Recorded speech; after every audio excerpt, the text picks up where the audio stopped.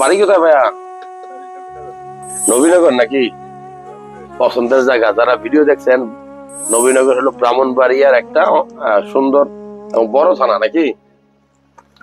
নবীনগর, নাসিরনগর, আশুগঞ্জ, তারপরে ওই দিক থেকে আছে আপনার সরাইল, তারপরে কসবা, আখাউড়া, ঠিক আছে না? পাঞ্চারামপুর, বিজয়নগর, তারপরে ওখানে সুন্দর সুন্দর মাজার আছে অনেকগুলো নাকি? দরবার শরীফ, হ্যাঁ, একটা খরমপুর আছে না?